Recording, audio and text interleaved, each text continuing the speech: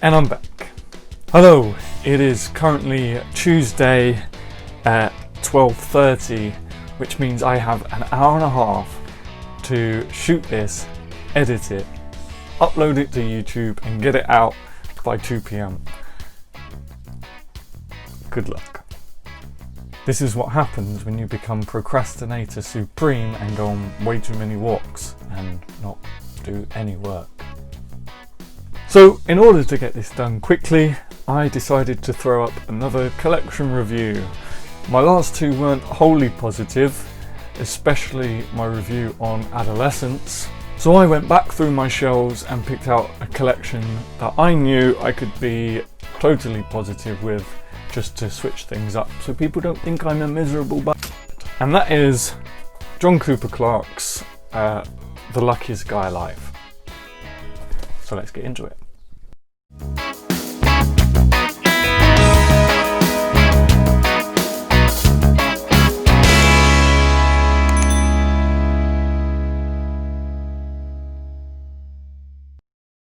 I have no idea how it took me so long to discover Dr. John Cooper Clarke, but of course I'm glad I did.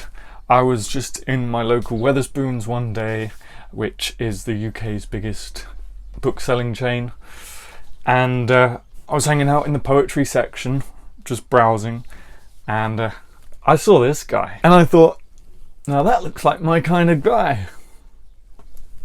Poetry can very easily become a very dark and strenuous task to read, but what I like about John Cooper Clarke, and what I think makes him one of, if not my favourite modern poet, is his sense of humour.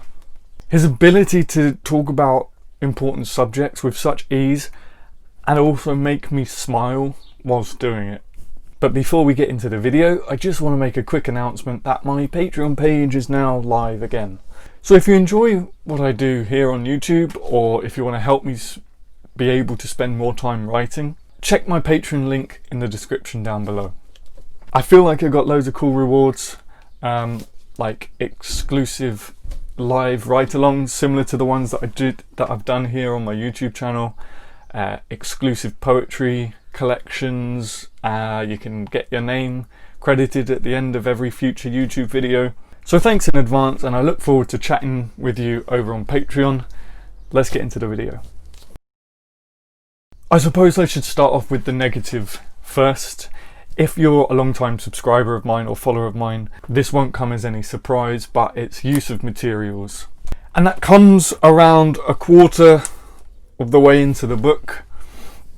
It is a pet peeve of mine, but it's his 6 haikus in no particular order, which is just 6 haikus, one after the other, like that. You get the point. Again, I don't really need to go into too much detail about how I feel with this. I did a whole separate video called A Rant to Wasteful Poets and Publishers, so if you haven't already, go and check that out after you've watched this video, of course. Long story short, I just feel that this could be condensed to at least 2 haikus per page. But the charm of Cooper Clarke grips me, and I can't stay mad at him too long, simply because he made the choice of having them in no particular order and jumps from 6 to 2, 3, 4, 5 to 1. Genius. Okay, so what do I like about this collection? Pretty much everything else. To start with, I'm just going to say how premium it feels just to hold this. I'm sure the poet would probably roll his eyes at that because it's not really anything to do with his work, but we'll come on to that. At first, I didn't even want to turn a page of this collection through fear of creasing it. And off the top of my head, I can only think of one other collection that has such good quality paper. It's nice to see poetry getting the respect it deserves.